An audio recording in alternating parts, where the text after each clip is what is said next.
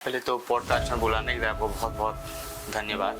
इतना बड़ा टीम चलाते हैं तो कैसे इसका नेतृत्व करते हैं, कैसे अपने आप को कूल रखते हैं, क्योंकि बहुत सारा टेंशन आता भी होगा।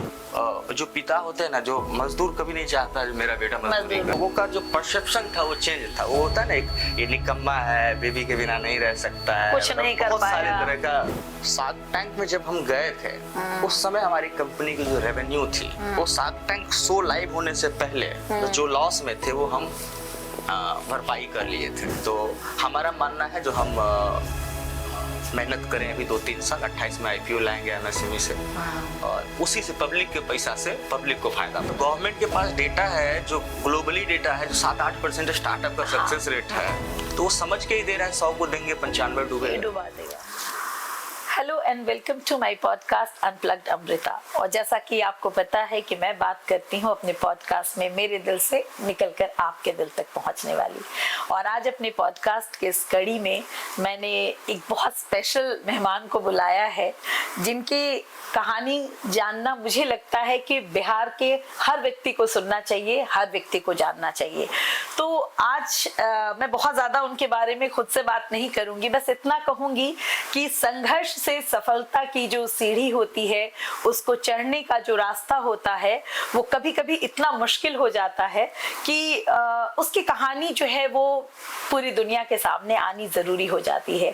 तो आज के पॉडकास्ट में मेरे खास मेहमान हैं दिलखुश कुमार जी, और ये बिहार के एक बहुत ही इंटरेस्टिंग स्टार्टअप के फाउंडर हैं, जिसको रोडबेज के नाम से जानते हैं।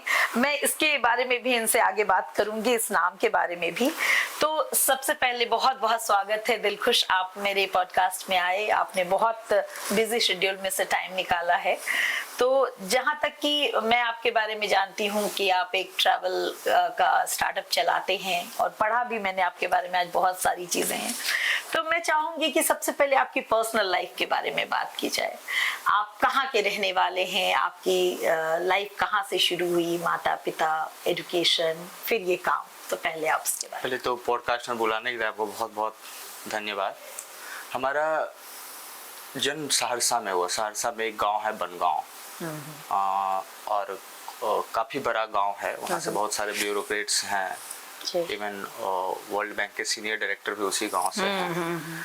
तो हमारे बाबूजी उस समय जो है, जब हम लोग पैदा हुए थे उस समय वो भैंस चराते थे। अच्छा।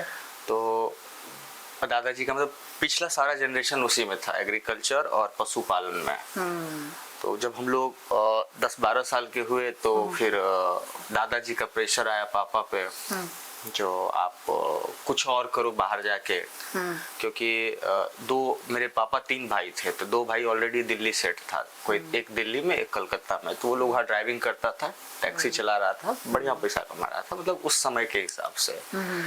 तो बाबूजी पे भी प्रेशर आया। बाबूजी भी अपना ट्रक पे चले गए, वहाँ 2-2.5 साल खलासी रहे, फिर वहाँ से ड्राइवर बने, फिर वापस सहरसा आए और वहाँ बस चलाने लगे। अच्छा। तो हम लोग का जो इस दौरान जो क्वालिफिकेशन था, जो एजुकेशन था हम लोग का, वो सरकारी स्कूल में हुआ। क्योंकि कुछ दिन के लिए हम लोग प्राइवेट स्कूल भी गए, जब थोड़ा सा बाबूजी का अर्निंग 2-4 रुपये बढ़ा, लेकिन बहुत ज़्यादा उसको अफोर्ड नहीं कर पाए। फिर हम लोग डिसकंटिन्यू करके सरकारी स्कूल से ही पढ़ाई किए। मैट्रिक मेरा 3rd डिवीज़न था। 3rd डिवीज़न था तो क्या होता है ना, जब आपका रिजल्ट खराब आता है ना, तो आपसे ज़्यादा तकलीफ आपके अपने लोग को होता है ना, और वो आपके रिजल्ट से आपको जज कर लेते हैं जो आप काबिल हैं या नहीं हैं, आगे क्या करेंगे, आगे क्या करेंगे। तो फिर किसी तरह कोई अच्छा कॉलेज में ये नहीं मिल रहा था। सहरसा में एक MLT कॉलेज है, वहाँ पे था जो 1st डिवीज़न और 2nd डिवीज़न वाले को ही शायद एडमिशन मिलेगा। तो मेरा 3rd डिवीज़न था, हम एडमिशन वहाँ मिला नहीं। 2-3 कॉलेज गए, नहीं मिला। तो लास्ट में एक प्राइवेट कॉलेज था, जो होता है ना वो जो कॉन्ट्रैक्ट बेसिस वगैरह पे काम करता है, वहाँ जाके एडमिशन लिए। और इंटर मेरा 2nd डिवीज़न था, तो होप अच्छा लगा, पहले से अच्छा रिजल्ट आया। क्योंकि माइंडसेट तो हम लोग का बना हुआ है ना, जो अंग्रेज एक ठप्पा लगा के गए हैं, जिसके पास डिग्री रहेगा वो काबिल है, जिसके पास डिग्री नहीं रहेगा वो उसका कोई वैल्यू नहीं। तो फिर इंटर हुआ, तो उसके बाद क्या होता है ना, गांव घर में जब आपको लगता है ना, जो लड़का लड़की बड़ा हो गया तो उससे पहले शादी करा देते हैं, क्योंकि शादी होने के बाद ही लोग जिम्मेदारी का एहसास होगा। ये कल्चर चलता है ज्यादातर गाँव घर। तो हमारा भी उसी समय 2009 में ही शादी हो गया था। कितनी उम्र थी जब आपके मेरा शादी जिस समय हुआ तो उस समय मेरा उम्र 16 साल था। बाल विवाह कर सकते हैं। मतलब आप नाबालिग थे जब शादी? एकदम बाल विवाह कर सकते हैं उसको। तो लेकिन उस समय मैं कोई काम नहीं करता था, एकदम वो कहते हैं ना जो एकदम बेरोजगार की तरह किसी चौराहे पे बैठ के कोई चाचा 4 लाइन बतिया रहे हैं, उसमें बीच में जाके पिन करना, चाचा ऐसे नहीं ऐसे होगा, जो चलता है। तो 16 साल के लड़के से और उस समय क्या उम्मीद कर सकते थे। फिर जब साल 1.5 साल हम बिना जॉब कर रहे शादी हो गया था, तो लगता था जो बाबूजी खिला ही रहे हैं सब। तो पत्नी उस समय घर आ गई थी आपके? मतलब शादी के 7 दिन बाद ही। तो उसकी कितनी उम्र थी उस समय? हमसे एक क्लास जूनियर थे। अच्छा, मतलब 15-16 बच्चे, दोनों शादीशुदा थे। तो क्या था ना, जो जब हमको ये एहसास हुआ जो पापा खाना खिला रहे हैं, अब पापा को बोले बीवी का चूड़ी खरीद के लाना है, आप ही पैसा दीजिए, टिकली खरीद के लाना है, आप ही पैसा दीजिए, तो बड़ा तकलीफ होता था, बोलने में भी शर्म लगता था। तो फिर हम ट्राई किए हम कर क्या सकते हैं। तो क्या होता है ना, आप जिस जगह पैदा हुए हैं या जहाँ पले बड़े हैं, वहां आपके सोचने का भी एक लिमिटेशन होता है जो समाज तय करता है, जो आप कितना बड़ा सोच सकते हैं। अगर आप किसान के घर में पैदा हुए हैं तो आप ज्यादा से ज्यादा यही सोच सकते हैं कि हम अच्छा फार्मिंग कर सकते हैं, या दिल्ली जाके किसी फैक्ट्री में सुपरवाइजर का जॉब कर सकते हैं। बहुत बड़ा ख्वाब हो गया एक तरह से सुपरवाइजर का। तो हम लोगों को कोई बड़ा ख्वाब था नहीं, कुछ सोचे नहीं थे करना क्या, बस ये सोचते थे कहीं नौकरी मिल जाए, कुछ भी नौकरी मिल जाए।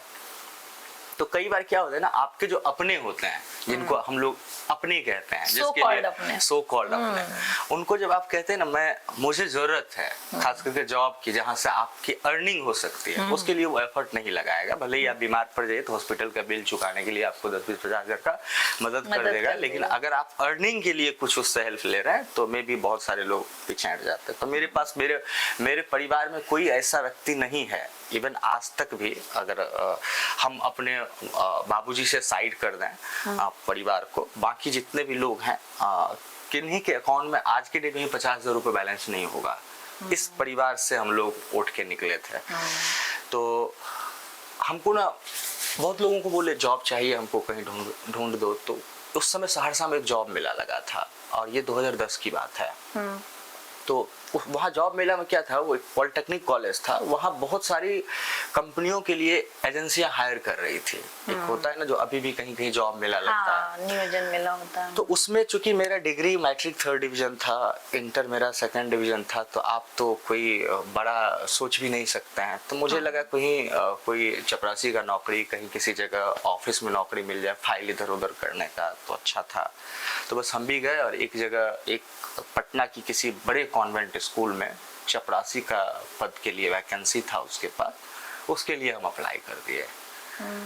और 1.5 महीना बाद जो है सो हमको टेलीफोन आया, क्योंकि पापा के पास मोबाइल एक था नोकिया 1600, उसी पे उन्हीं का नंबर दिया गया था। तो उन पे कॉल आया, एड्रेस लिखाया गया, हम लोग इंटरव्यू के लिए हम वहाँ पहुंचे। पहली बार उस बार हम पटना आए थे, मतलब लाइफ में मेरा पहला पटना का जो ट्रिप था वो इंटरव्यू देने के लिए एसपी वर्मा रोड आए थे 2010 में। आप पहली बार 2010 में। तो उस समय बहुत सारे लोग इंटरव्यू के लिए लाइन में पहले से अपना बैठे हुए थे। हमको आधा घंटा 45 मिनट के बाद, चूंकि बारिश बहुत ज्यादा हुआ था तो हम भीग गए थे। तो जब हम लोग घर से निकले थे ना, तो माँ मेरी जो है वो एक झोला में मेरा कपड़ा दे दी थी एक एक्स्ट्रा, क्योंकि बारिश घर से ही शुरू हो गया था। मॉर्निंग में भी ट्रेन पकड़ने गए थे तो बहुत ज्यादा बारिश हो रहा था। तो हम लोग के यहाँ आयरन नहीं था, अभी ठीक है लॉन्ड्री में कपड़ा भेज देते हैं, उससे माँ लोग क्या करती थी ना, उसको धो के तकिया के नीचे दबा देती थी, उसी से वो आयरन हो जाता, वो आयरन हो जाता। तो वैसा ही था। तो हम निकले और स्टेशन पे ही वो जो बगल में डॉर्मेट्री टाइप का है वहाँ गए, उसके वॉशरूम में कपड़ा चेंज किए, चूंकि कपड़ा थोड़ा भीग गया था, और पहुंच गए वहाँ। बाल में तेल उल लगा हुआ था, सरसों तेल, वो कल्चर चलता है गाँव में, रात को सरसों तेल लगा के ही सोना है। तो एकदम मेरा जो गेटअप था ना, वो एकदम देहात वाला गेटअप था। अच्छा। तो एंट्री करने के साथ ही हम लोगों के यहाँ क्या होता है ना, जो आज भी लोग अगर बड़े लोग सामने आते हैं तो हम लोग पैर छू लेते हैं, प्रणाम करते हैं। तो मेरा चूंकि आदत था बचपन से ही, पापा लोग सिखाते थे बड़ा आया पैर छू के प्रणाम करो, नहीं करते थे कान में चाटा भी पड़ता था, तो हैबिट हो गया था। तो वहाँ गए तो हमको के जितने लोग बैठे हुए थे सबको प्रणाम कर लिए, बाल से तेल टपक ही रहा था, सबको बुझा गया प्योर देहाती है।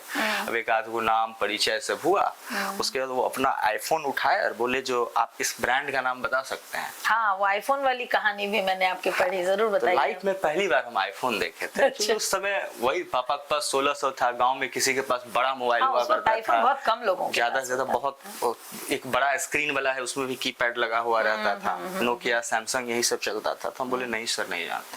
तो बोले ठीक है हम आपको बताएंगे। तो हमको ये बुझा गया जो नौकरी हमको नहीं मिलने वाला है, क्योंकि आपके कन्वर्सेशन से ही पता चल जाता है ना जो आप, हाँ, बॉडी लैंग्वेज बता देता आदमी आपको कैसे ले रहा है, ट्रीट कर रहा है। तो वापस हम गए और रात में मेरा ट्रेन था यहाँ से 5 बजे, 11 बजे हमको सहरसा पहुंचाई उसी दिन, और उसी ट्रेन से आए भी थे। 5 बजे सुबह उधर से थी, 5 बजे शाम इधर से थे।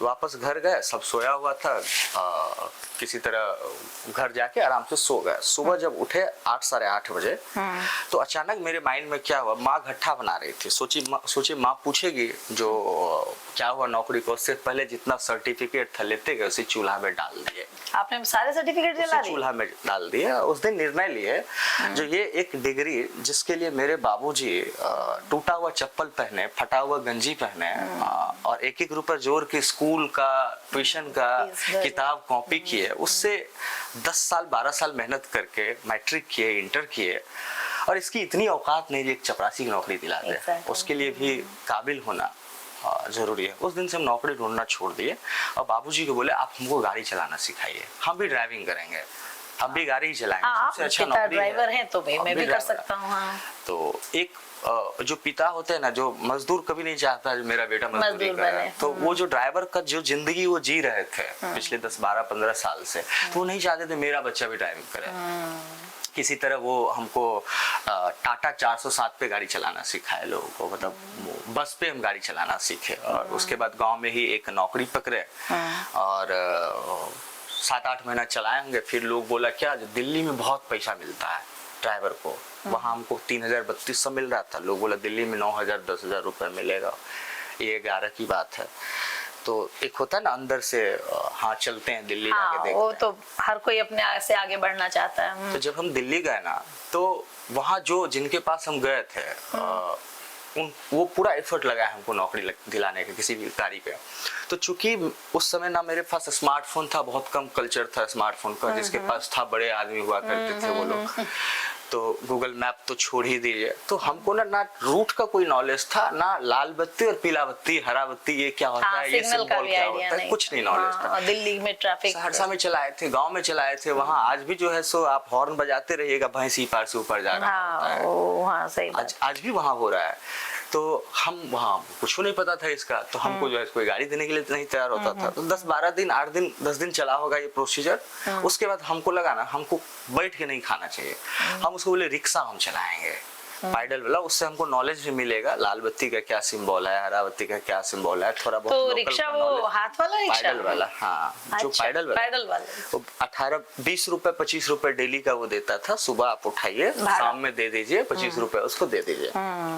12-14 दिन चलाएंगे, बीमार पड़ गए, फोन किए घर पे, तो पापा बोले जो आ जाओ वापस, तो वापस आ गए। तो जब आप कहीं बाहर जाते हैं ना, तो घर के लोग एक सपना सजा लेते हैं, जो आप जा रहे हैं पैसा कमा के बड़ा करके आएगा, मतलब करके लाएंगे, फलनमा का बेटा खेत खरीद रहा है 5 साल में 1 कट्ठा, हम लोग जो है सो खाने पे दिक्कत है। तो एक ख्वाब वो लोग बुनना शुरू कर चुके थे। तो जब हम आए ना वहां से, तो फिर लोगों का जो परसेप्शन था वो चेंज था। वो होता है ना एक ये निकम्मा है, बेबी के बिना नहीं रह सकता है, कुछ नहीं कर बहुत पाएगा, सारे तरह का चलता है। फिर कुछ दिन गांव में बैठे, इधर उधर किए, वापस पटना आए, और 2012 में हम पटना आए थे एज ए ड्राइवर। 3000 रुपए हमारा सैलरी था, और एक कॉन्ट्रैक्टर है जो उनका सिक्योरिटी का कॉन्ट्रैक्ट चलता था, सिक्योरिटी गार्ड का, उनके यहाँ। तो वहाँ हम जो जॉब पकड़े वहाँ से हम लर्निंग स्टार्ट किए, क्योंकि आप किस माहौल, लोग कहते हैं ना जो माहौल अच्छा मिलना चाहिए, आप कहाँ रह रहे हैं किनसे बात करके क्या आप लर्न कर रहे हैं, क्या सीख रहे हैं, वो आप पे निर्भर करता है। बिल्कुल। हम हमेशा कहते हैं हर आदमी के अंदर अच्छाई और बुराई है, अगर आप काबिल है तो अच्छाई ढूंढ के निकाल लीजिए, बुराई है तो उनको बोलिए लेके भाई कैरी फॉरवर्ड, तुम अपने घर में या अपने साथ और ये लेके पूरी बढ़ जाओ। दुनिया में है, यही आप होना क्या चाहिए। सीखते हैं ये डिपेंड करता तो बस वहां से हम शुरू किए। पटना में पहला मेरा नौकरी था, उसके बाद 1 साल वो नौकरी किए, 1 साल बाद वो भी नौकरी हम छोड़ दिए। वो इसलिए छोड़ दिए ना, जो उस समय हमको 3000 रुपये मिलता था और हम एक दिन इलेक्ट्रिक का एक सामान लाने के लिए मीठापुर गया था। तो जो इलेक्ट्रिक दुकानदार थे ना, वो हमारे पड़ोसी जिले के थे। तो क्या होता है ना, गांव में अगर आपस में गांव वाले रहते तो बड़ी लड़ते हैं, बाहर मिलते हैं तो बहुत प्यार होता है, दोनों में बहुत प्रेम रहता है। उसी तरह अगर आप इंडियन है तो आपस में आप कर रहे हैं वो जात पात पे लड़ रहे मगर हैं, विदेश में आप बाहर चले मिलेंगे जाइए तो तो आप सिर्फ इंडियन है। तो वही कल्चर वहां पे हुआ। और ऐसे उनके दुकान पे हम गए थे सामान लाने, एक चाचा जी आए, उनको बोले ए बाबू हमको एक पंखा टंगवाना है, कोई लड़का है क्या? तो वो बोला जो हाँ लड़का तो है लेकिन काम कर रहा है, हम बात करते हैं। तो उससे फोन पे बात किया, बोला 1 घंटा में आएंगे। तो नंबर आप उसका ले लीजिए, नंबर ले लिया। वो जब गया ना तो हम पूछे भैया एक पंखा टांगने का कितना रुपया मिलता है? बोला 100 रुपये मिलता है। अच्छा। हमारा मैथमेटिक्स जो है पढ़े थे अच्छा से तो थे नहीं, लेकिन छोटा मोटा ज्ञान था। हम सोचे भर दिन में 5 पंखा टांग लेंगे, 500 रुपया कमा लेंगे, महीने का 15,000 कमाएंगे। 3,000 में हम कहा क्या कर रहे हैं? हम उसको बोले भैया हमको इलेक्ट्रिक का काम सिखाइएगा क्या छोटा मोटा? तो बोला तुम तो नौकरी करो। बोले अभी छोड़ देंगे हम। बोला हाँ सिखा देंगे। हम वहाँ से सामान लिए गए, उनके बाबूजी को बोले हमको नौकरी नहीं करना है। तो उनका बाबूजी कमेंट करते हैं देखते तुम कैसे जल्दी लाखपति बन तुम क्या कर लेते हो। ये होता है ना, जब आप किसी के पास साल भर रहते हैं, आप उसके लिए अच्छा वैल्यू ऐड कर रहे हैं। आप सिर्फ ड्राइवर नहीं है, उसका सारा चीज आप देख रहे हैं, थोड़ा बहुत आप समझदार हो गए हैं। तो आप छोड़ रहे होते तो बड़ी तकलीफ, हम लोगों को भी तकलीफ होता है। आपका भी स्टाफ छोड़ेगा तो आपको तकलीफ होगी। सही बात। तो फिर वहां से इलेक्ट्रिकल लाइन में घुसे। फिर धीरे धीरे 2016 में 15 में हम वास्तु विहार और अग्रणी होम्स के इलेक्ट्रिकल का सबसे बड़ा कॉन्ट्रैक्टर बने पटना में। अच्छा। ये मेरा 4 साल का जो जर्नी रहा, 12 से 15, 3 साल का, 3.5 साल का, ये मेरे लिए बहुत ये रहा। उसमें ठीक ठाक इतना पैसा कमा लिए थे, जो एक कार भी अफोर्ड कर लिए थे। उसके बाद फिर पता नहीं क्यों शुरू बचपन से ही मतलब हमको मन नहीं भरता है किसी काम में। मतलब लगता है अगर स्कोप दिखता है ना, सैटिस्फाइड नहीं होते, कुछ और करना चाहते, मतलब कुछ और आगे बड़ा ले जाना। मतलब जब तक आपको किक नहीं मिले ना, तब तक आदमी को रुकना नहीं चाहिए। किक तो मेरा ट्रेवल ट्रांसपोर्टेशन में था। किक तो मेरे ट्रांसपोर्टेशन में था।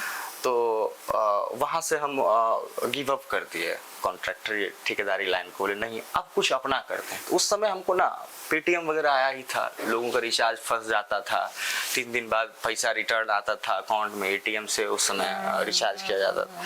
तो हमको लगा हमको भी कुछ करना चाहिए। तो हम क्या किया ना, सब्जी का होम डिलीवरी का कॉन्सेप्ट लेके आए पटना। अच्छा, इसीलिए सब्जी बेचने का भी काम आपके काम। उसमें वो पहला मेरा स्टार्टअप था, वो जो फेल हो गया अनफॉर्चुनेटली। तो अभी तो ब्लिंकिट स्विगी कर रही है, जो ब्लिंकिट और इंस्टामार्ट दे रही है, बहुत अच्छा है। तो उस समय जब हम शुरू किए ना, तो अब खुद से जाते थे और एसके पुरी, बोरिंग रोड, जो भी वीआईपी एरिया था, वहाँ अपार्टमेंट में सिक्योरिटी गार्ड को बोलते थे भाई तुम ऑर्डर करवाना, मैडम को बोलना तुमको भी 2%, 4%, 5% कमीशन देंगे। सब्जी खरीद के लाते थे मीठापुर मंडी से, और कोई ऑर्डर ही नहीं आता था, बहुत कम। तो उस समय हमको जब ऑर्डर नहीं आता था तो हम बर्बाद नहीं होने देते थे। जाके गर्दनी बाग का रोड नंबर 1 है, वहाँ बोरा बिछाते थे, सारा सब्जी को जिस रेट में लाते थे उसे बेच के निकल लेते थे। मतलब कमाल के मेहनती हैं आप। मतलब बर्बाद किसी भी काम को, और ये बहुत बड़ी बात है कि आपने किसी भी चीज को छोटा नहीं समझा, आपने सब। फिर हमको रियलाइज हुआ ना, जो सब्जी महिलाओं की बागडोर है उसको खरीदना, और उसी बहाने वो जो 4 दीवारी में कैद रहती है दिन भर ना, तो निकलती है घर से बाहर। तो वो इस मतलब अपने इस चीज को, इस आजादी को नहीं खत्म कर सकते। तो हमको लगा हमको ही खत्म कर देना चाहिए। तो आपने छोड़ दिया। हम वहां से छोड़े। तब तक वाइफ भी शिफ्ट हो गई थी। हम बोले चलो पटना सहरसा चलते हैं। तो बोले हैं, क्योंकि जब आप एक अच्छा लाइफ स्टाइल में आ जाते हैं तो फिर बैक होना बहुत, आप कर लेंगे, पत्नियां नहीं करती। हम आज भी कहीं जाते हैं ना तो दुकानदार कहते हैं ये खरीद लो, हम बोलते भाई हम गरीब है, मेरी बीवी अमीर है, उनसे जाके बात करो। तो उनका एक होता है ना, वो अपना लिविंग स्टैंडर्ड अगर बदल ली तो फिर एडजस्ट करना बहुत टफ हो जाता है। तो थोड़ा सा तकलीफ हुआ, लेकिन हम बोले नहीं जाना तो है, क्या करने जाना था? बोले जाना है कुछ। माइंड में चला था जो हमको, जैसे पटना में उस समय एप्लीकेशन बेस्ड टैक्सी कंपनी बहुत सारी आ चुकी थी, 2 बड़ी कंपनी आ गई थी, दोनों आ गई थी। तो मुझे लगा ये जो प्रॉब्लम यहाँ सॉल्व कर रहा है इसको हम गांव में कर सकते हैं, छोटे छोटे शहरों में कर सकते हैं। और वहीं वापस जाके 2016 में हम पहली कंपनी बनाए आर्या, चूंकि मेरी बेटी का नाम है। तो वहाँ 2016 में स्टार्ट किए, 2022 में हम उस कंपनी को एग्जिट किए। और जब हम उस कंपनी को एग्जिट कर रहे थे तो उत्तरी बिहार का सबसे बड़ा टैक्सी इंडस्ट्रीज का वो ब्रांड था। तो आर्यागो आपने जो शुरू किया, तो आपकी शुरुआत थी, फिर आप उससे 2016 में हम शुरुआत किए थे। इसमें कोविड आया, कोविड में बहुत सारी परेशानियां आई। उसके बाद क्या होता है ना, स्केल करने के लिए आपके पास टीम चाहिए। तो हमेशा क्या होता है ना, जो आपको सही टीम का सिलेक्शन सबसे बड़ा चैलेंज है बिहार में। हम कहाँ से टीम सेलेक्ट करेंगे? अपने आसपास के लोगों को ही सेलेक्ट करेंगे।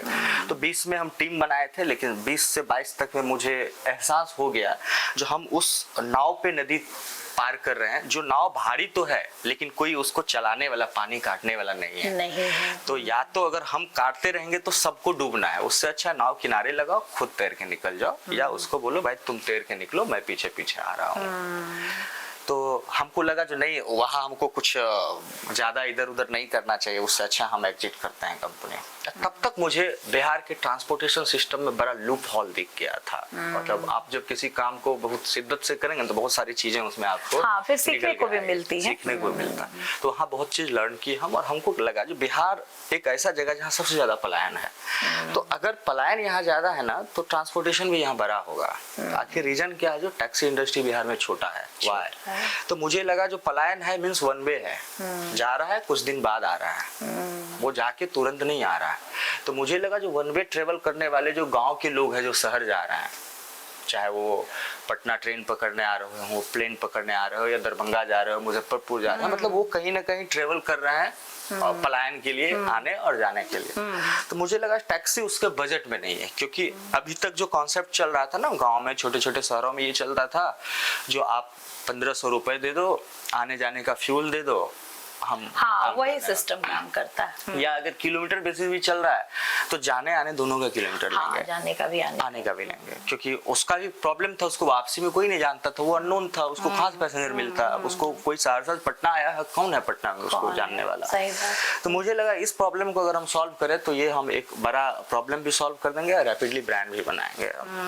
फिर हम डिसीजन लिए उसको क्विट करना था। आप समझ सकते हैं जो उस जगह पे पहुंच के अगर आप कह रहे हैं अपने परिवार को, जिसका सारे लोगों का फिर से लिविंग स्टैंडर्ड अच्छा हो गया था, बच्चे अच्छे स्कूल में पढ़ने लगा था, आप होंडा सिटी से ऑफिस जा रहे हैं, आ रहे हैं, फिर कहेंगे हम जीरो से स्टार्ट करेंगे, स्क्रैप से करेंगे, तो फिर लगा लोगों को लगा, घर वाले लोगों को लगा पागल हो गया है। आमतौर पर ऐसे फैसलों में ऐसा ही लगता है। हाँ, तो मंदिर जाने लगे, बाबा सबके पास जाने लगे, वो जंतर उंतर बनने लगा। हम बोले जो चीज मुझे दिखाई दे रहा है वो ना मेरे पास शब्द है, ना मैं बजरंग बली हूँ जो मैं तुमको एक्सप्लेन कर सकता हूँ। हम जो निर्णय ले रहे हैं मुझे लगता है लेना चाहिए, एक बार हमको 6 महीना साल भर तुम लोग छोड़ दो। और वही हुआ। 2022 में पटना में स्टार्ट किए रोडवेज। आज अगर चैट जीपीटी पे कोई पूछता है बिहार का सबसे बड़ा मोबिलिटी कंपनी कौन है तो बोलता है रोडवेज। बहुत खुशी भी हुई, मैं भी देख रही थी तो मुझे भी बहुत अच्छा लगा। अब बाबूजी भी बोलते हैं जो भाई तुम्हारा ये अच्छा निर्णय था। लास्ट एनिवर्सरी मना रहे थे कंपनी का तो बाबूजी लोग आए हुए थे तो हम बोले थे आप हमको 407 चलाना सिखाए, हम पूरा रोडवेज चला रहे हैं। और उनको देख के अच्छा लगा जो 400-500 लोगों का पेट चल रहा है इस कंपनी से। सारे लोग एक जगह हुए थे, सारे शहर के जो एम्प्लॉय हैं, जो हमारे स्टार्टिंग से जो एम्प्लॉय है उन लोगों को कुछ सम्मान करना था। और पापा को भी हम कहते हैं जो कभी हम घर जाते हैं ऑडी से तो पापा को कहते हैं आप 407 में हमको घुमाए थे, आपको हम ऑडी में घुमा रहे हैं। और माँ को भी तंज दे देते हैं तुम एक साइकिल खरीद के दी थी, 3 जगह वेल्डिंग किया हुआ था, तुम्हारे घर के सामने आज 4 गाड़ी खड़ी है, चारों लग्जरी।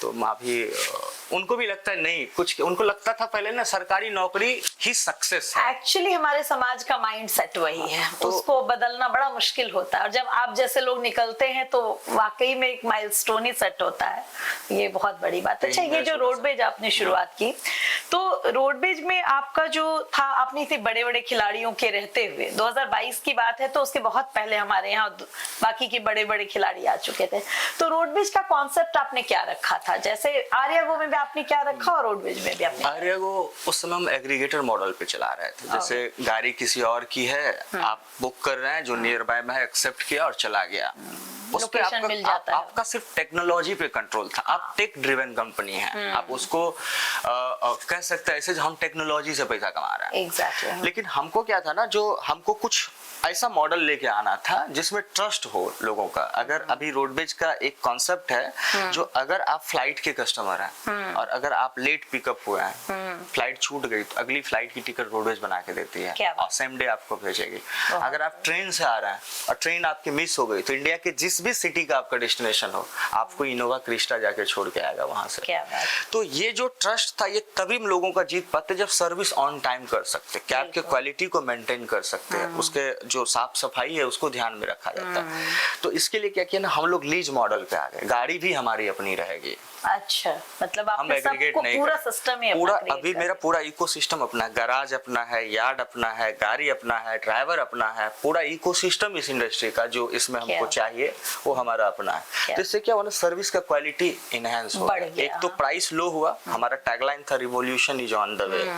तो जब हम 2022 में लॉन्च किए थे, तो लोगों को पटना से दरभंगा जाने के लिए 5,000 रुपए देना पड़ता था। आज रोडवेज आने के बाद लोग 2,500 रुपए में जा रहे हैं, 2,400 रुपए में जा रहे हैं। तो हमारा आज भी हम कहते हैं रोडवेज का कैग जीरो है। कैग होता है कस्टमर एक्विजिशन कॉस्ट, आज भी मेरा जीरो है। रोडवेज मार्केटिंग नहीं करते हैं, रोडवेज स्पेंड नहीं करते हैं मार्केटिंग में पैसा, क्योंकि जो कस्टमर के लिए हम वैल्यू ऐड कर रहे हैं, जो सर्विस एक बार ले लिया वो 10 लोगों को बता, और जो एक बार वर्ड ऑफ माउथ का सर्विस है आपका, ये आप मतलब आपका जो सिस्टम है वो यही है, जो ये 2 वे कम्युनिकेशन है कि दोनों तरफ का पैसा लगेगा, वो 1 वे कम्युनिकेशन आप देते हैं। एक तरफ से आप जा रहे हैं, दूसरी तरफ से वो मेरी प्रॉब्लम है, वो आपकी प्रॉब्लम है कि गाड़ी खाली आएगी, या वो मेरा प्रॉब्लम है। ये बहुत बड़ी चीज आपने बिहार को दी है।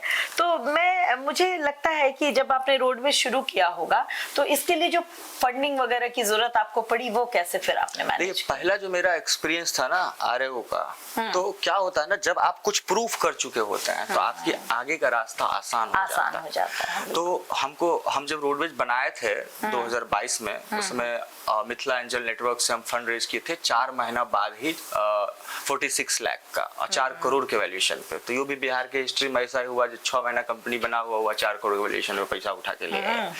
तो वो कंपनी का वैल्यूएशन नहीं था, मेरे रेवेन्यू का वैल्यूएशन नहीं था, वो जो मेरा 5 साल का आरएओ का दिया हुआ टाइम था, उसका वैल्यूएशन था वो।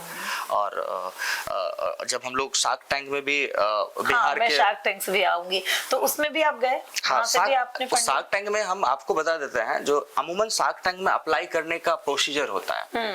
फॉर्म आया, आप भरिए, फिर उसका ऑडिशन होगा, बुलाएगा, फिर जाइए, फिल्टर होगा।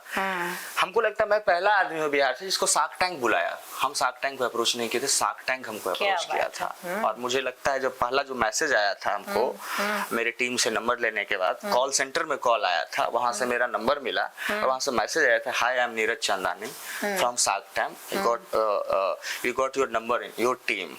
चूंकि थोड़ा अंग्रेजी मेरा कमजोर था, तो गूगल ट्रांसलेट किए उसके मैसेज को और जाके पढ़े, तो शब्द आसान भाषा में था, मैं शार्क टैंक टीम से नीरज चंदानी हूँ और आपका नंबर आपकी टीम से मिला है, मैं आपसे कुछ मिनट बात करना चाहता हूँ टेलीफोन पे। तो फिर हम उसको टाइम दिए, टाइम में बात किए।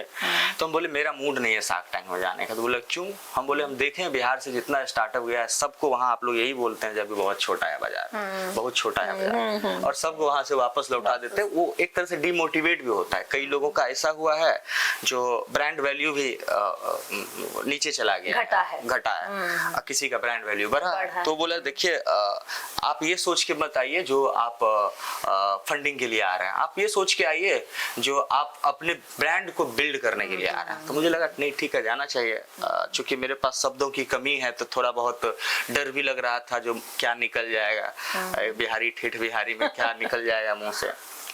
गए वहाँ अच्छा था, और ये सोच के नहीं गए थे जो हमको लगता है जो कोई डील क्रैक करेंगे, क्योंकि ऑन मंच बिहार से कोई नहीं कर पाया था, ना सीजन 1 में, ना सीजन 2 में, ना सीजन 3 में। तो एक अंदर से ये था जो होगा ही नहीं, कुछ नहीं होने वाला है, बस जाएंगे पिच करके आ जाएंगे।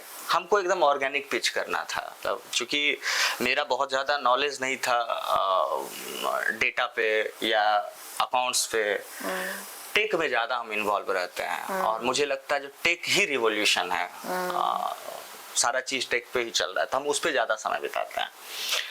तो बस गए, नॉर्मल पिच किए, और ऑफर आ गया हमको। तो ऑफर आपको कौन से जज ने दिया था? रितेश अग्रवाल और विनीता सिंह, हाँ, विनीता सिंह दोनों। तो वहाँ ऑफर मिला हमको, वहाँ ऑन मंच हमको लगा ये अच्छा मौका है भाई, एक बनेगा, चलो बिहार से भी कोई आके ऑन मंच क्रैक करके गया डील, वो भी उस इंडस्ट्री में जो मोबाइलिटी इंडस्ट्री का बहुत सारा कंपनी बिहार इंडिया में लेवल पे भी काम कर रही है, बिहार लेवल पे भी काम कर रही है, तो कुछ तो यूनिकनेस होगा हमें। वहाँ डील क्रैक हुआ, वहाँ से बाहर निकले, हमको लगता है 4-5 मेरे जानने वाले लोग हैं, बस उनको कॉल करके बोले, क्योंकि वो लोग साइन करवा लेता है, जब तक टेलीकास्ट नहीं होगा आप किसी को बता नहीं सकते। तो जो 2-4-5 लोग मेरे बहुत करीब हैं उनको बताया, और वापस घर फिर काम करने लगे।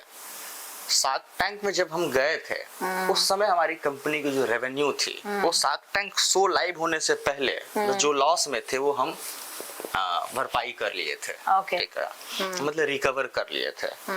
तो उसका जो फंड का कमिटमेंट था, बहुत सारे लोग, अभी हमको लगता है पहली बार हम ये अनाउंस कर रहे हैं, जो हम शार्क टैंक का पैसा नहीं लिए। अच्छा, बाद में हम पीछे हट गए, क्योंकि एक फाउंडर जिसको ट्रस्ट है हम बिल्ड कर लेंगे, कुछ बना लेंगे, वो अर्ली स्टेज में इक्विटी डाइल्यूट नहीं करेगा, नहीं करेगा, छोटे छोटे चीजों के और लिए अकलमंद होगा कि नहीं करेगा। बिल्कुल, अगर आप बड़ा बना लेते हैं तो बहुत सारी चीजें आती है। अगर आप स्टार्टिंग में ही अगर बहुत ज्यादा इक्विटी डाइल्यूट कर दें तो बाद में बहुत ज्यादा दिक्कत होती है, तकलीफ होती है। हम ये झेले हैं प्रीवियस कंपनी में, तो मेरे पास ये अनुभव था, मुझे लगा ये गलती अभी नहीं करना चाहिए, और जिस वैल्यूएशन पे वो दे रहा था उस वैल्यूएशन पे लेने का कोई मतलब नहीं बनता था। सेम वैल्यूएशन था 4 करोड़ का, जो हम पहले राउंड में ऑलरेडी आप कर चुके हैं। तो फिर संजोग से रिलेशन मेरा अच्छा है, उनका ओयो का ग्लोबल सीईओ भी विजिट करके यहाँ आते हैं पटना, तो आ जाते हैं ऑफिस में, हम भी दिल्ली जाते हैं तो मिल लेते हैं। लेकिन हम कहते हैं नहीं, अब वो डील नहीं होगा, अगला डील करते हैं, 100 CR पे करते हैं, 200 CR पे करते हैं, तो वो लोग कहते हैं वेटिंग। तो हमारा मानना है जो हम मेहनत करें अभी 2-3 साल, 28 में IPO लाएंगे MSME से, और उसी से पब्लिक के पैसा से पब्लिक को फायदा पहुंचाएंगे। बिल्कुल बिल्कुल, बहुत अच्छी सोच है आपके, बहुत अच्छी सोच है। तो ये जो रोड पे आपने शार्क टैंक से पैसा नहीं लिया, तो आपने फिर बिहार स्टार्टअप के साथ जुड़कर काम किया है?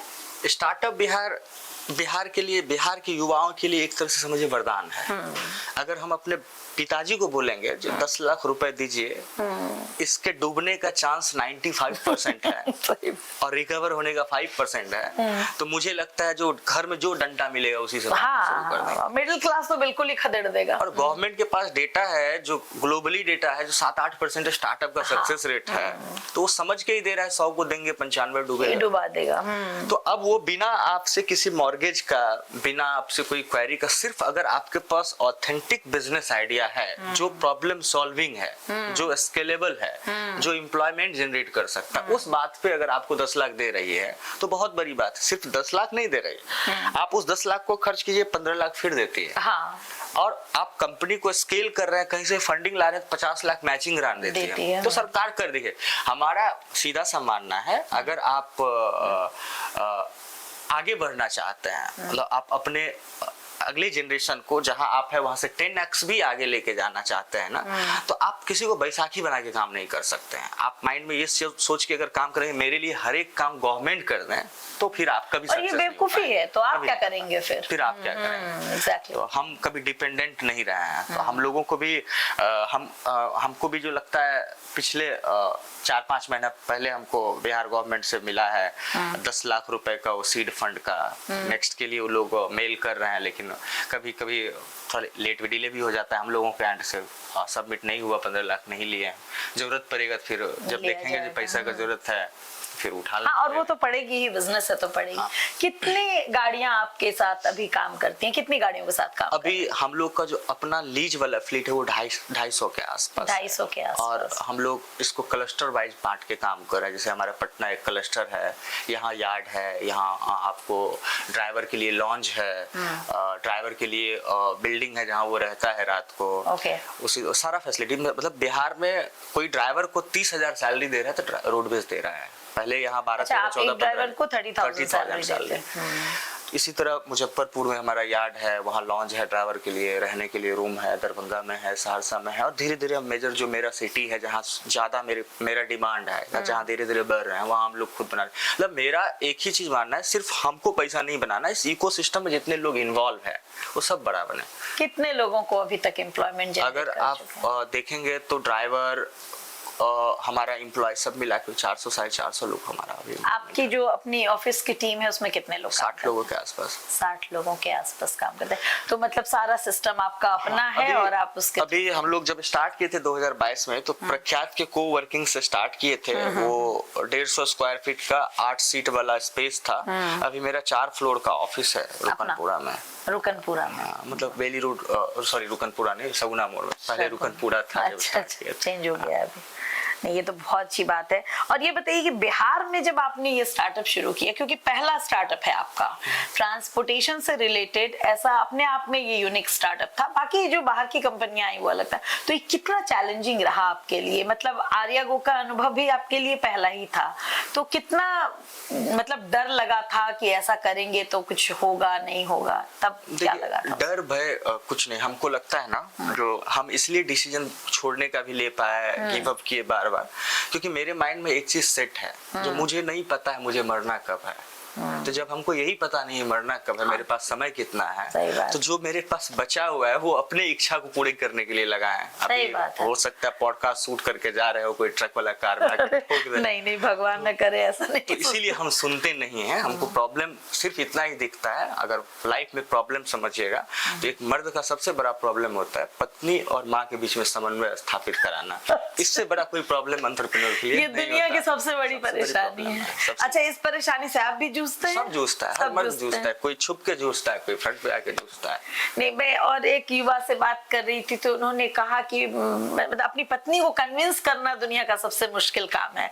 तो आपने कहा कि पत्नी और मदर में समन्वय स्थापित करना, तो पत्नियां काफी कॉम्प्लिकेटेड चीज होती है। नहीं, देखिए क्या है, पत्नी को आप मार्केटिंग शॉपिंग करा के भी कन्विंस कर सकते हैं। माँ को क्या चाहिए? प्यार चाहिए। हाँ। और आपके पास टाइम नहीं है उनको प्यार देने के लिए, आपके पास समय नहीं है। तो यू एक्सपेक्ट कि आपकी पत्नी आपके बिहाफ होना में चाहिए। सही बात होना है। चाहिए। जो चीज हम नहीं पूरा कर रहे हैं वो उनका करने का फर्ज है, उनको करना चाहिए। मतलब रोडवेज में जितनी चुनौतियां रही उससे ज्यादा चुनौती पत्नी और माँ के बीच में समन्वय स्थापित करना है। नहीं, हम इसी को चुनौती मानते हैं। अच्छी बात है, बहुत अच्छी बात। अच्छा, ये बताइए कि जब फर्स्ट टाइम आपने एक बड़ा इंटरेस्टिंग बात बताया कि आईफोन का लोगो नहीं पहचान पाए तो नौकरी नहीं मिली या जो भी इंसल्ट फील किया, आज कितने आईफोन्स आप हैंडल करते हैं? हमको लगता है मेरे क्लाउड में भी जाके देखेंगे तो 18 आईफोन मेरा क्लाउड में लॉगिन है। हमको लगता है हर 2 महीना पे एक आईफोन फूट जाता है। तो ये वो आईफोन आपके लिए बहुत बड़ी कहीं सीख गिर रहा गया, है। कहीं ये हो गया। एग्जैक्टली, ये तो बहुत आईफोन हम यूज किए होंगे अभी तक। अच्छा। बच्चे भी वो टैब पे वो पेंटिंग बनाता है। बेटा क्रिकेट खेलता है, वो भी 13-14 साल का है, तो वो भी जाता है तो उसके पास भी आईफोन है। जाता है, बाहर जाता है तो मोबाइल लेके जाता है, मोबाइल लेके आता है, क्योंकि कहाँ जा रहा है, कुछ कम्युनिकेट करना हो उसको। आप बहुत ज्यादा पढ़े लिखे नहीं, आपने कहा कि आपने 3rd डिवीजन और 2nd डिवीजन से पास आउट हुआ। तो अब ये बताइए, अभी जो इतने पढ़े लिखे लोगों को आप अपने अंडर में काम देते हैं तो कैसा अनुभव लगता है वो? देखिए, इसमें कोई गुरूर वाली बात है नहीं। हम पढ़े लिखे नहीं है, ये डिग्री नहीं है इसलिए नहीं पढ़े लिखे। exactly. हम आपको पहले ही लाइन बोले थे, जो मगर समाज उसको बहुत रिलेट कर देता है उस डिग्री को। पहला ही लाइन था मेरा, जो डिग्री हम लोग का वो अंग्रेज का दिया हुआ एक ठप्पा है। आज भी हम बच्चों को स्कूल भेजते हैं तो यही कह के भेजते हैं, पढ़ा रहे हैं तुमको नौकरी के लिए, परीक्षा पास करने के लिए। डॉक्टर बनना है, इंजीनियर बनना है, हम कहाँ कहते तुमको स्किल होने के लिए पढ़ा रहे हैं, ज्ञान अर्जित करने के लिए पढ़ा रहे हैं। अब जैसे अभी AI आ गया है, लोग 4 साल 3 साल का कोर्स करता था ग्राफिक्स डिजाइनिंग का, जाके कॉलेज में वो इंजीनियर बनता था, ग्राफिक्स इंजीनियर जो भी कह लीजिए उसको। वो AI आया और टूल्स निकाल के दिया, चट में आप उस पे लिखिए कंटेंट और निकाल के करके पोस्टर दे रहा है आपको। हमारा इंजीनियर्स है टेक टीम में, सॉफ्टवेयर इंजीनियर लोग, पहले वो कोड लिखने में, एक एल्गोरिथम बनाने में उसको 2-3 दिन का समय लगता है। अभी वो कंटेंट डालता है चैट जीपीटी पे, उसका स्क्रिप्ट बन के रेडी होके आ जाता है। वो आपके बिजनेस को एआई का कितना फायदा हो रहा है? बहुत फायदा। देखिए एआई शॉर्ट किया है टाइम को, लोगों को स्किल होना होगा। लोग कहते हैं ना एआई आने से जॉब चला जाएगा, जॉब नहीं जाएगा, जॉब आपको स्किल होने का मौका मिला। आप अगर हाथ पैर नहीं चलाइएगा तो फिर वही बात है ना, जब डूब रहे हैं आप तो तैरने के लिए कम से कम नहीं आते तो हाथ पैर तो आप चलाएंगे ना, और जब डूबेंगे तो हाथ पैर तो चलाना ही टेक्नोलॉजी पड़ेगा। तो इनहेंस होगा। आप देखिए ना, इस धरती पे करोड़ों साल से मानव है, पिछले 150 साल में हम लोग जितना विकसित हुए हैं, हम लोग उस सदी में पैदा हुए हैं जिस सदी में हम लोग के पास स्मार्टफोन है, एआई है। हम लोग 2 घंटा में जो है मुंबई से दिल्ली जा रहे हैं हवाई जहाज से। आप समझिए ना वो 150 उतना करोड़ों साल पहले लोग कैसे जीवन यापन कर रहे थे। तो आप इसका फायदा उठाइए, इस सदी का आप कुछ करके निकलिए। अच्छा, बिहार की राजनीति में एक बहुत बड़ा मुद्दा है इस समय पलायन। तो आपने जो काम किया है उससे पलायन रुकने में बहुत मदद मिली होगी मुझे लगता है। तो इसको आप कैसे देखते हैं कि आपका स्टार्टअप पलायन को कैसे रोकने में काम आ रहा है? एक तो अगर प्रैक्टिकली मेरे एंड से इस पे कमेंट मेरा लीजिएगा तो पलायन का रीजन भी हम खुद हैं। इसमें हम गवर्नमेंट को दोष नहीं देते हैं, क्योंकि हम हमेशा बेस्ट अपॉर्चुनिटी ढूंढते हैं। अगर हम बेस्ट अपॉर्चुनिटी के लिए बाहर जा रहे हैं तो भी पलायन कर रहे हैं। हम सॉफ्टवेयर इंजीनियर है, बाहर जा रहे हैं बेस्ट अपॉर्चुनिटी के लिए तो भी पलायन कर रहे हैं। यहाँ रोजगार की कमी है, लेकिन गवर्नमेंट का फेलियर ही है। लेकिन क्या है ना, जो आप दिल्ली जाके रिक्शा चला लेंगे आप गांव में नहीं चलाएंगे। मेरी बात को समझिएगा, आप छोटा सा काम बाहर जाके कर लेंगे, यहाँ नहीं करेंगे। हम लोग कंपनी चला रहे हैं, हम कल भी वैकेंसी निकाले हैं और हमको जो है सो फिल्टर मिल नहीं रहा, सीवी मिल नहीं रहा है। और यहाँ से कम पैसे में वो बाहर काम करते हैं। बिल्कुल, ये भी एक बड़ी चीज है। जैसे हम अपने टेक में लाख रुपए तक सैलरी देते हैं, तो अब वही सैलरी अगर 1.5 लाख रुपए उसको बैंगलोर में मिल रहा है ना, तो बैंगलोर प्रेफर करेगा। तो बैंगलोर प्रेफर करेगा, जबकि वो लाख रुपए बिहार के लिए बहुत बड़ा है। बैंगलोर का 2.5 लाख रुपए, बिहार का लाख रुपए आराम से। तो जो क्वालिटी वाले लोग हैं वो बाहर रहना पसंद करते हैं। यहाँ पे इंडस्ट्री कौन लगाएगा? छोटा छोटा एक एग्जांपल आप कहते हैं, एक सीमेंट फैक्ट्री के लिए कोई कंपनी आई और 2000 करोड़ इन्वेस्ट कर दी। एक सीमेंट फैक्ट्री कितना एम्प्लॉयमेंट जनरेट करेगा? More than 1000, 2000, 3000। यहाँ सीमेंट फैक्ट्री की जरूरत नहीं है, यहाँ हर पंचायत में, हर जिले में एक छोटे छोटे एंटरप्रेन्योर की जरूरत है, जो लोगों को ऑर्गेनाइज करके छोटे छोटे प्रॉब्लम को सॉल्व करके रोजगार भी सृजित करे और रेवेन्यू भी बनाए। और बहुत सारा सेगमेंट है ऐसा काम करने के लिए, क्योंकि हम कृषि पर आधारित हैं, तो हमारे पास तो एग्रो में ही दुनिया भर के अभी आप देखिए, अभी जैसे हम लोग का कन्वर्सेशन चल रहा था, तो कोई किसान नहीं चाहता मेरा बच्चा किसानी करे। तो हमारा जो अगला जनरेशन है ना, हम लोगों के बाद की जनरेशन, वो खेती नहीं करेगा, वो उसको खेती करना आएगा ही नहीं, हम सिखा भी नहीं रहे। और हम लोग ट्रेडिशनल वे में खेती करते आए हैं। वो धान बोया है तो हम भी धान बोएंगे, फलाना पड़ोसी वाला है वो मकई डाला है तो हम भी मकई डालेंगे। हाँ, उसको इतना मन हुआ है, हमको भी इतना हो जाएगा। अब यही हमारा जो एआई आया है उसके थ्रू, या बहुत सारा ऐसा चीज है जो हमारी मिट्टी जांच करके बता देगा यहाँ कौन फसल अच्छा हो। तो अगर वैज्ञानिकी तरीके से खेती भी हो तो खेती बहुत बड़ा रेवेन्यू का सोर्स बन सकता है, क्योंकि उपजाने वाला कम है, खाने वाले लोग ज्यादा होते जा रहे हैं और हमेशा रहेंगे, वो कभी नहीं घटेगा। ये बहुत अच्छी बात। अच्छा, ये बताइए कि रोडवेज में आपने जो बिहार के ग्रामीण क्षेत्रों में कनेक्टिविटी जो आपने बनाई है, तो इसका कितना बेनिफिट आपको लगता है? कि हमारा टारगेट ही था जो गांव से शहर तक, हमारा जो अभी भी राइड है, हम लोग जब ऑडिट करते हैं क्वार्टरली, तो 73% पिकअप सोर्स गांव होता है। अच्छा, 73%। तो हम लोगों को लगता है नहीं, नीड्स है। पहले लोगों को लगता था गांव में कुछ नहीं है। हमारे बाबूजी बैठे हुए हैं गांव में, हम यहाँ अगर 5 लाख रुपया महीना कमा रहे हैं, 5000 रुपया महीना भी कमा रहे हैं, तो वो कहाँ खर्च कर रहे हैं? और बाबूजी भी तो कमा रहे हैं ना कुछ। और हर कोई कहीं ना कहीं गाँव से ही जुड़ा है, तभी तो शहर की तरफ आता है। गाँव बहुत बड़ा बाजार है, पता नहीं लोगों को थोड़ा सा वहाँ पहुँचने में दिक्कत होती है, लेकिन बाजार बहुत बड़ा है गाँव। इतना बड़ा टीम चलाते हैं तो कैसे इसका नेतृत्व करते हैं, कैसे अपने आप को कूल रखते हैं? क्योंकि बहुत सारा टेंशन आता भी होगा, मैं समझ सकती हूँ, इतना बड़ा स्टार्टअप है, तो कैसे अपने आप को मैनेज करते हो, कैसे लीड करते हैं अपने टीम? आपका हर प्रॉब्लम का सॉल्यूशन है जिस दिन आपके अंदर बॉस वाला एटीट्यूड खत्म हो जाएगा, आपके एम्प्लॉय आपके साथ ट्रांसपेरेंट रहने लगेंगे, गलत चीज भी आपके पास लेके आएगा, अच्छा चीज भी लेके आएगा। अब आप पे निर्भर करता है, अगर कुछ गलती किया तो उसको सजेस्ट कर दीजिए अच्छा करने जाएगा। लेकिन अगर बॉस वाला एटीट्यूड रखते हैं तो फिर वो गलती करेगा, वो आपको हार्म पहुंचा रहा है उसका गलती, लेकिन आपको आके पूछेगा नहीं, डर से वो आएगा, डर से ही नहीं आएगा, डांट लगेगा, फटकार लगेगा। अभी क्या है, गलती हो गया, आके बोलते सर ऐसे ऐसे हो गया, जाने दो, अगला फिर से ट्राई करो, ये करो।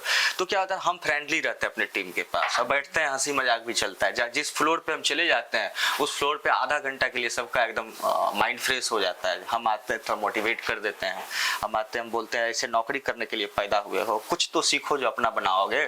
सही। तो उससे थोड़ा एनर्जी आता है। जैसे सॉफ्टवेयर इंजीनियर लोग हैं, हम बोलते मार्क जुकरबर्ग बनाया ना प्रोडक्ट, आज वो ग्लोबली सब यूज कर रहा है, तो तुम लोग काहे नहीं कुछ ऐसा प्रोडक्ट सोच रहे हो? तो सर सोचने का समय कहाँ मिलता है, रात को जाके सोचो। अब रात में तुम जाके ये सोचोगे, जो सड़क पे जा रहे हैं 1 करोड़ रुपए से भरा हुआ बैग रास्ता पे मिला हुआ है, मिल गया, निकले, जा रहे हैं स्विट्जरलैंड घूम के आते, इससे जब वो पैसा खर्चा हो जाएगा तो आ जाएंगे, लेकिन उस पैसे से बनाएंगे कैसे? पास रात में टाइम मिल रहा है, आप इंस्टा पे रील मत देखो, आप यूट्यूब मत देखो, कुछ अच्छा कंटेंट देखो जो जिससे कि आप मानते हैं कि ये जो सोशल मीडिया पे ये लोग देख रहे हैं, इससे क्रिएटिविटी घट रही है? नहीं, बढ़ रही है।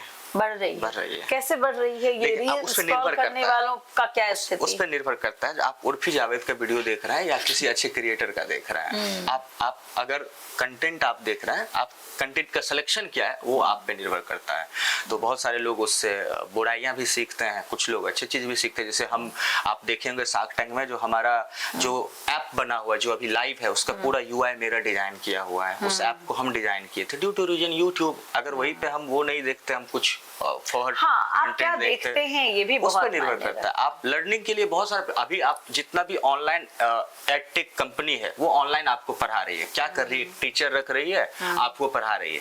आप वो कंटेंट पहले से अवेलेबल है, आप देखो तो जाके यूट्यूब पे देखो, गूगल पे देखो, चैट जीपीटी पे जाके देखो, हर क्वेश्चन का आंसर अवेलेबल और आपके तरीके में वो आपको सिखाएगा, बता रहा है। सही बात है। एक बात बताइए कि जो स्टार्टअप इकोसिस्टम है बिहार का, ये आपको लगता है कि अब काफी बदल गया है और इसमें युवाओं का रुझान बहुत ज्यादा स्टार्टअप के प्रति बढ़ा है और वो बहुत बड़ी संख्या में बिहार में स्टार्टअप की तरफ मूव कर रहे हैं, ऐसा लगता है आपको? देखिए, रुझान अभी क्या है ना, इसका श्रेय हम अगर देंगे तो हम श्रेय शार्क टैंक को देंगे।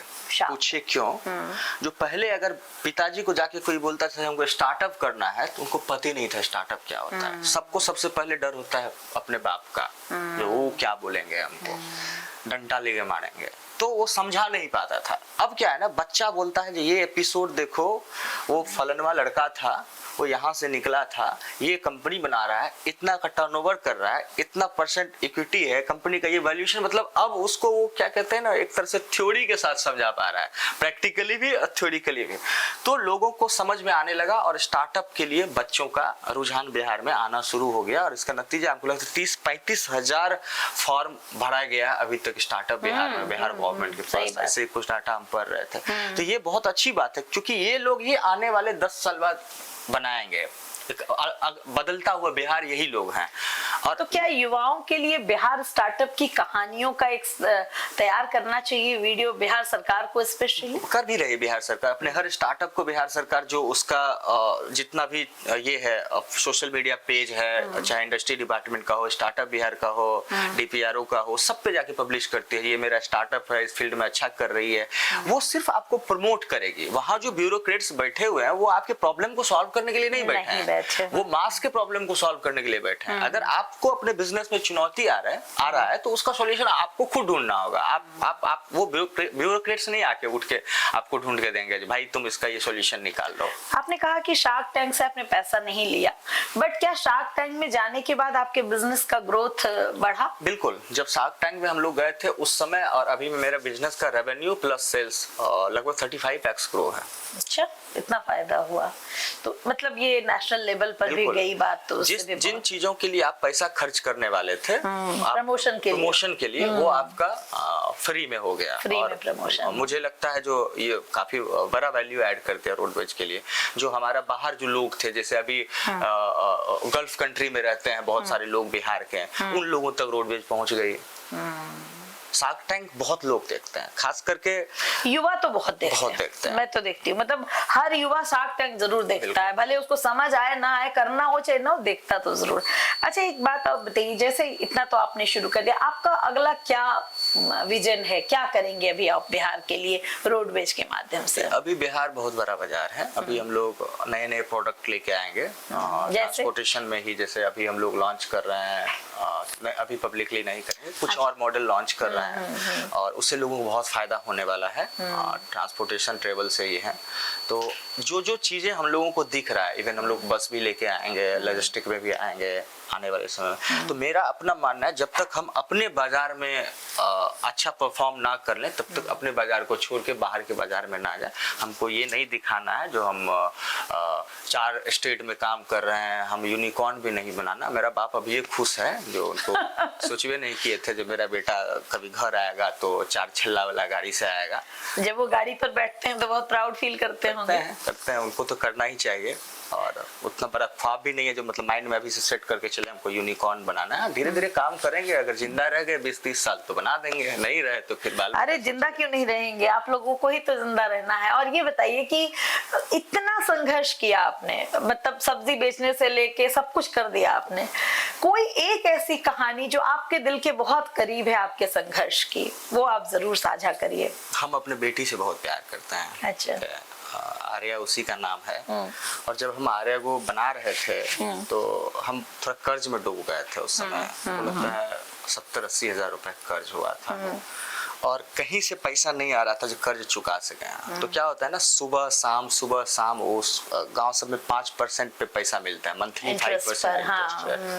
वो अपना मूल पैसा लेने के लिए नहीं, ब्याज लेने के लिए मॉर्निंग को आता है, जो आपके पास हर महीना आएगा। तो मेरा स्थिति बहुत खराब था और लोगों से सुनने में भी, जो रिश्तेदार सब थे, अभी अगर इसको एरोगेंसी कहिए, जो कि हम किसी रिश्तेदार से रिश्तेदारी नहीं रखे हुए हैं, वो उस समय को देखते हुए, और ये सब मोह माया है और कुछ नहीं है, जो सिर्फ बाधा है आपकी राहों का। तो उस समय कोई ऐसा आदमी नहीं था, जैसा अभी भी बताया, जो कोई हमको 50 हजार का हेल्प कर सकता है। तो एक होता है ना, मॉरल हेल्प भी करें, जो खड़े रहें। तो कोई रिश्तेदार आया, पापा को बोला बर्बाद कर देगा, ये सब जमीन जगह बिकवा देगा, आपका कर्ज में डूब गया है। तो जब बहुत थक गए ना, तो एक रात, चूंकि मेरा घर जो है पोखर के पार पे है और बगल में आम का बगीचा है, तो बहुत ज्यादा थक गए ना, तो उस दिन माइंड में आया लोग खत्म करते हैं सब कुछ। अच्छा, आत्महत्या करने का भी विचार प्लान कर लिए थे। गाय बंधा हुआ था, गाय के लिए रस्सी रखा जाता है, वो उसका बांधा हुआ रहता है गर्दन में बांधने वाला। वो रस्सी उठाए, आम के पेड़ पे चढ़े, कूदने वाले थे, रस्सी लगा भी लिए थे, तब तक उसका याद आ गया बेटी का। उतरे और फिर से वहां से निकले हैं और हमको लगता है वो मेरी लक है। और वो आज भी अगर कह देगी हमको, जो आप गांव चले जाइए, दादी बुला रही है, तो हम सब काम छोड़ के गांव चले जाएंगे। और अगर वो आज भी कहेगी जो आप हमको लेके चलिए कहीं हमको घुमाने के लिए, तो हम सब काम छोड़ के उसको घुमाने लेके चले जाएंगे। क्या बात है, बहुत प्यार करते हैं। और ये हर फादर को सीखना चाहिए कि बेटियां हमेशा अपने माता पिता का इंस्पिरेशन रहती हैं। और आप युवाओं को कुछ मैसेज देना चाहते हैं? देखिए, युवा को मैसेज देके कुछ नहीं कर सकते, जब तक उसके अंदर आग नहीं जलेगा ना। तो मेरे जैसा मैसेज उनको बहुत सारे लोग देते हैं। हम कहते हैं जो अगर आप पैदा हुए हैं जी खा के मर जाने के लिए, तो आप ऑलवेज राइट हैं, आप जो कर रहे हैं वही कीजिए। अगर आपको लगता है हम पैदा हुए हैं कुछ छोड़ के जाने के लिए, तो यू कैन गो नाउ, आप आ सकते हैं। ये थोड़ा लंबी रेस है, 10 साल 15 साल 20 साल लगता है इस रेस में। और सबसे ज्यादा सक्सेस रेट इसी में है, एंटरप्रेन्योरशिप में। अगर हम बात करें तो अगर आप शून्य लेके पैदा हुए हैं और आपकी ख्वाब अरबपति बनने की है, तो आपके पास 3 रास्ता है। एक, आप यूपीएससी निकालिए, उसके लिए भी आपको 7-8 साल मेहनत करना पड़ेगा और सक्सेस रेट 0.01% है। उसके बाद दूसरा रास्ता आपके पास, आप नेता बनिए।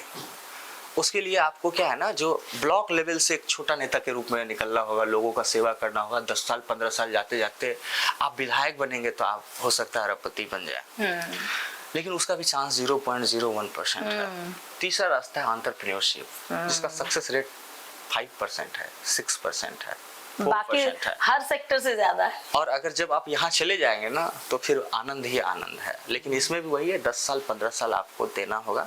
आप अगर अगले जनरेशन को कुछ दे के जाना चाहते हैं, तो आपको खुद अपने आप को खोना होगा।